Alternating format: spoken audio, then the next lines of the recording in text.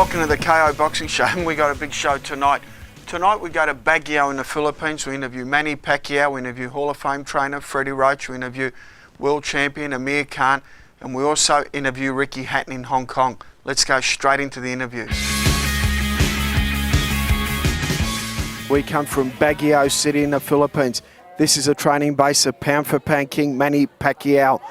We're going to camp with Manny, interview Manny, and see how his training's going. Stay tuned for more interviews. Back here at Baguio, you can see how high we are. This is high altitude. You can see the houses at the back. This is where the pound for pound king Manny Pacquiao trains. He comes here because it's high altitude training. That means there's not that much oxygen in the air. His heart has to pump faster, and it builds muscles on his lungs, and that's what he's trying to do. We're going to have Manny training, and we're going to give you a little look around Baguio as well. Stay tuned.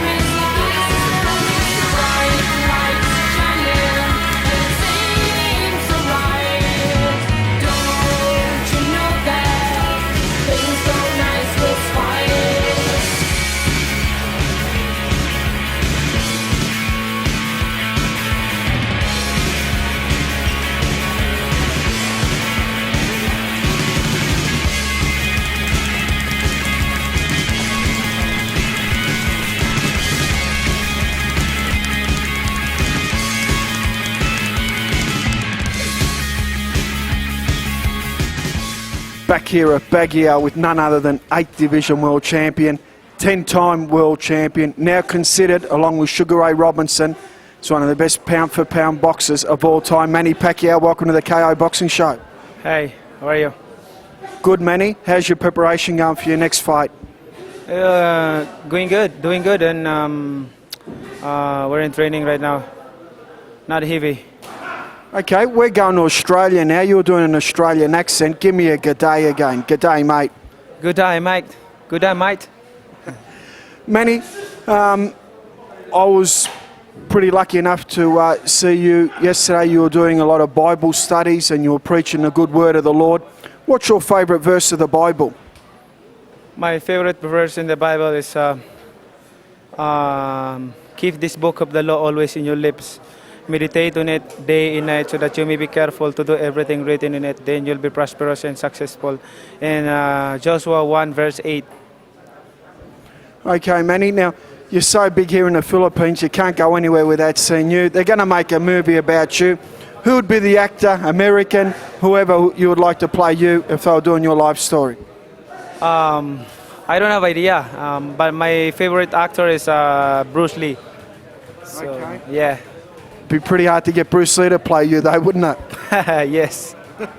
All right, Manny, let's just touch up. You do great work here for the Filipinos with your Manny Pacquiao Foundation.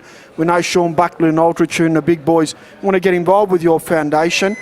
How do we get involved? What's your website? Can you quote your website? I'm in mannypacquiao.com, and you can see the foundation and the charity that we're doing before, and we're helping. I'm helping to poor people. Okay, Manny, before we wrap it up, how are you feeling with Mayweather? Is this fight ever going to happen? As boxing fans, we all want it to happen. I know you want it to happen. Do you think Mayweather's ever going to come to the table? I want that fight happen, but what I'm gonna do is if he don't want to fight, so I'm just waiting for his okay and approval to fight. Is it true he called you on the phone and offered you 40 million just flat, and you said no because the fight's going to be worth 150 million? Why would I accept 40 million flat? He wants to give me a guaranteed 40 million, and then that's it, no more pay-per-view. So he wants to take 100% in pay-per-view. So that's I think that's not good sharing.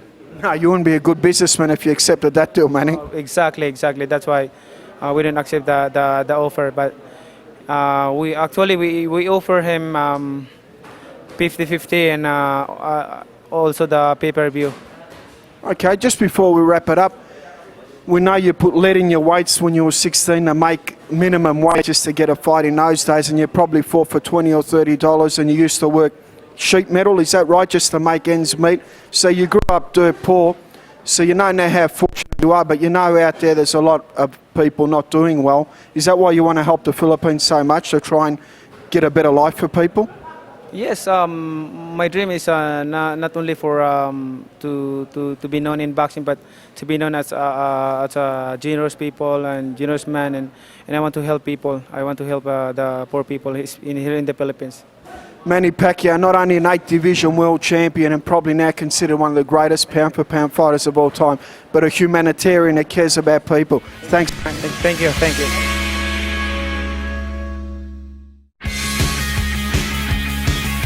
Back at the Shape Up Gym in Baguio with Freddie Roach. Freddie, how did you get involved with boxing?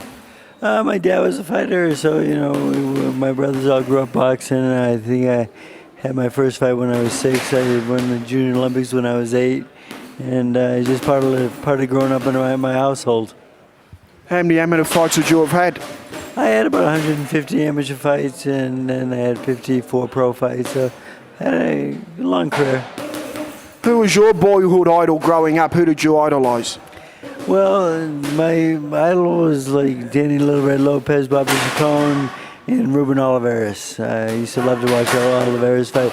I think Olivares was the best finisher of all time. I think he was like 91-0 with 89 knockouts at one time. I like the action type guys.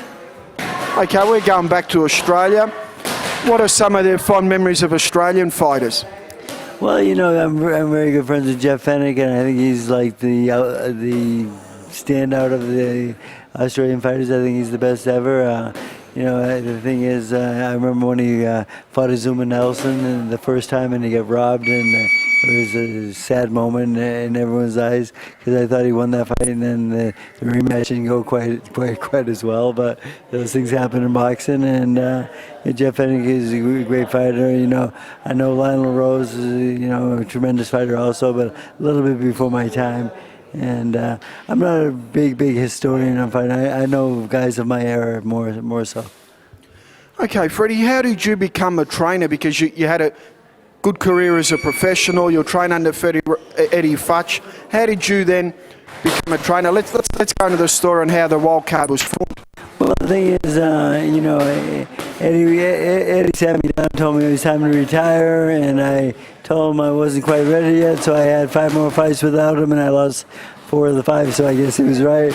So then I went to Eddie and asked him for a job as an assistant, and I worked as Eddie's assistant for 5 years, and that's when Virgil Hill came along, and Virgil was our first champion, and it was a great feeling, and now we've had 31 world champions, and I built the Wild Card Gym. Eddie told me, he gave me some advice. He told me not to own a gym ever. He says they were paying about, he says it's just like, it's a lot of work. But I always thought, I said, you never know when like the next, you know, Muhammad Ali is going to walk through your doors. I said, if I own a gym, that might happen. And then, so I built the Wild Card, and I think it was about 1993 or 4. And, you know, this guy named Manny Pacquiao walked through my doors one day, and he asked me to do the mitts with him. And after one round, I went over to my guys and said, wow, can this kid fight? He went over to his manager, Mr. Nazario, and says, we have a new trainer. And a month later, we beat Lawaba for the 122-pound world title, and the rest is history. Great story, Fred. A lot of Hollywood celebrities train at your gym as well, including Mickey Rourke. You trained Mickey Rourke. What was he like? He's a character, you know, but the thing is, we did teach him how to be a little more disciplined in life, and being a boxer, he fought like 8 or 9 pro fights, and I think he had 7 wins and 2 draws, and he did okay. And you know, right now Mario Lopez is training at my gym. He spars with all my pros, and he's very active, and I'm actually building up a dream match between him and Mark Wahlberg. You know, because they talk about maybe doing the celebrity thing for charity together, and it'd be a lot of fun. And they both love boxing, they both train real hard. Who the winner would be, I'm not sure. You know, Mario's a good puncher. He has 6 wins in my gym with 6 knockouts, and you know, Wahlberg's more grew up a little bit tougher in the streets of Dorchester. So it's very interesting matchup there, but some I like to steer up, and then 50 Cent wants to throw his hat in the ring also, because he's been training with Emmanuel Stewart, so I hear. So there's a celebrity that wants to be around boxing, but you know, we have a lot of celebrities in the gym. Christian Bale comes by once in a while. He's a great guy. He played a great role in The Fighter, playing Dickie Eklund and Movie Ward, of course, by Wahlberg, who's the family I grew up with. My brother used to go out with one of the sisters, and so I knew that family very well. And Mickey calls me once in a while and just see how I'm doing and so forth. So he's a real great kid and a great personality. Freddie, for any inspiring trainer out there or someone that wants to train a kid, whether it's amateur or professional, what's some advice you can give to an inspiring young budding trainer?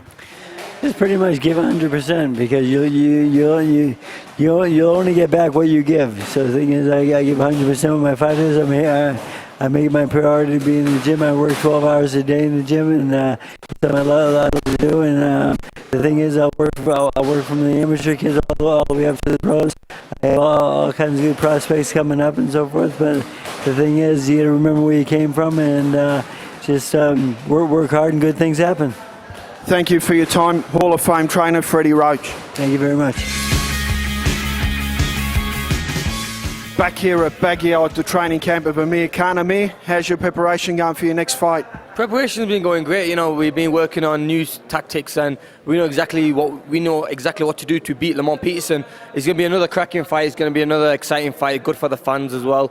And I just can't wait to get in the ring on May 19th. It's going to be in Mandalay Bay in Las Vegas. So we're going to be ready for the fight, and we're going to bring the titles back home. We're going to take them back to the UK and do my fans and public proud. You're a silver medalist. You won that for Britain. We're from Australia. You beat us in the Ashes. We want to get you back. That's right. Yeah, you know, I'm a big cricket fan. My cousin Sajid Mahmood also used to play for England in the cricket.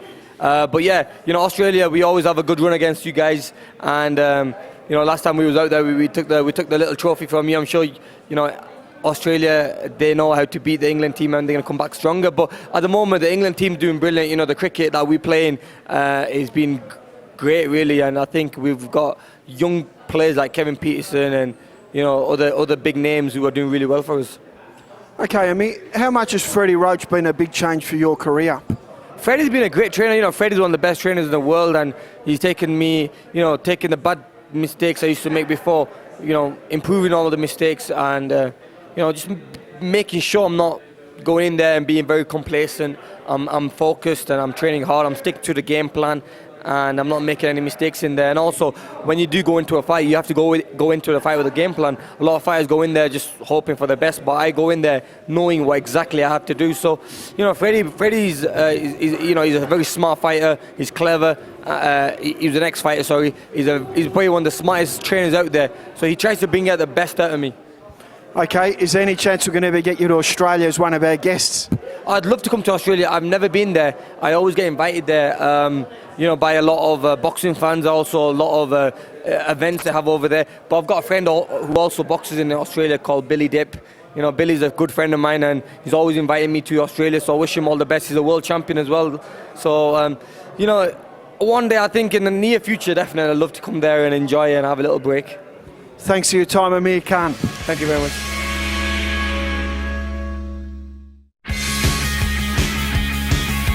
We're here at the Kowloon Entertainment Centre, Hong Kong, and I'm with two-division world champion Ricky the Hitman Hatton. Welcome to the KO Boxing Show. Yeah, it's great to be here. Really enjoying it. Looking forward to a good night of boxing, yeah. Mate, let's go over your career. You knocked off Kosh-Jizu, one of our favourite sons, in 2005, I think it was. Must have been a massive occasion for you. It was. It certainly wasn't easy. To be honest, I was a massive underdog for that fight. But, you know, I had confidence in myself that I would beat him, you know, Kosh-Jizu, because he's such a really big puncher and a big right-hand puncher. He could, with that left jab on the right hand, he could dictate the pace of his fights, but unlike previous opponents he's probably fought, you know, I had that little bit of a no fear type attitude and I flew at him, and I think I took Kosh-Jizu by surprise a little bit, and I think it was just a case of I kept on at him, and in the end I broke his heart, and still the greatest win of my boxing career. You know, what a champion he was, and the way he took defeat, you know, was he's a credit to the Australian fans. Now, mate, you went up to welterweight, won a WBA world title there. You fought Floyd Mayweather and Manny Pacquiao. They're your only two losses in your career. Who was the harder fight for you? It's very hard to say because they were both hard fights for different reasons. You know, the Manny Pacquiao, you know, within no time at all in the second round, he caught me with a hook and knocked me out in 2 rounds, which is obviously impressive. But the fight was over that quick. I don't think I got that chance to find out actually how good he actually was. But Floyd Mayweather I went 11 rounds with, and you know, he was very good. You know, his defence and his speed, and you know how intelligent he was, or how hard he was to hit. Really, you know, really impressive to say the least. I mean, as a person, I didn't really have much time for him, but you know, as a fighter, you know, anybody that I can't say a bad word about him, anybody who speaks at me, I would say, you know, outstanding. Outstanding probably isn't a big enough word, but I mean, Manny Pacquiao, you know, I flew at him and he caught me with a left hook, you know, and that can happen in boxing. But I mean, it's that can happen in boxing, a punch in the first 2 rounds. But you know, Floyd Mayweather was very, very good. Okay, you're a boxing promoter now. How many promotions have you done, and is that what you want to do in the future, Ricky? Well, I've been promoting now for 3 years. I've got several fighters opportunity for the world title. I had Martin Murray boxed Felix Stern recently. He lost on a very close and dubious decision. I had Ryan Rhodes fought Saul Alvarez. He got stopped in the 11th round. And my brother Matthew fought Saul Alvarez. He got beat on points. I've had in the time about maybe 5 European champions.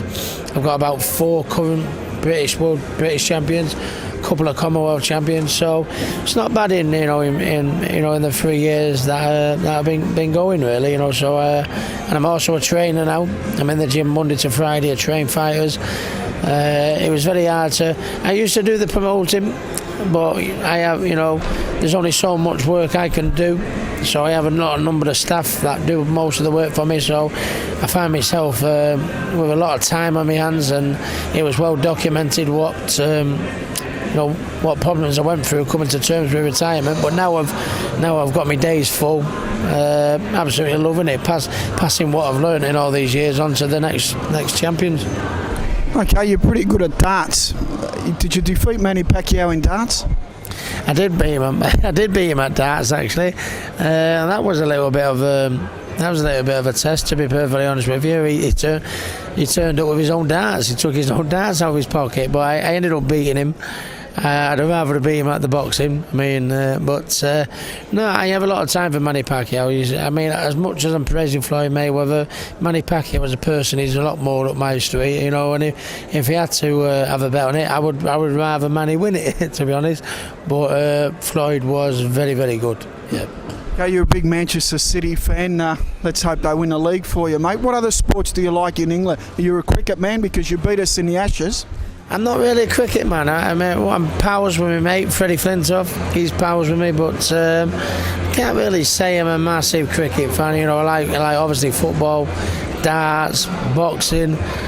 That's pretty much it. I mean, we're doing quite well at the rugby in the last few years and the cricket and stuff like that. But I do admire rugby players. That's a proper sport. They're not like as much as I love football. The footballers tend to fall over a little bit too quick for my liking. That rugby is a proper game. But no, I like the darts. I like the football, and I love the boxing. Yeah. Okay, Ricky, welcome to Hong Kong. Enjoy the night here, mate, and thanks for appearing on the KO Boxing Show. You're an absolute champion. Pleasure, my pleasure. Wrapping up the KO Boxing Show, I'd like to thank all our guests, Manny Pacquiao, Freddie Roach, Amir Khan, and of course Ricky Hatton. Next week, big show in the studio, the Lord of the Ring, Howard Lee, Michael Pretty Boy Zarafa, upstart Joel Camilleri, and trainer Daryl Ford. So till next week, keep punching.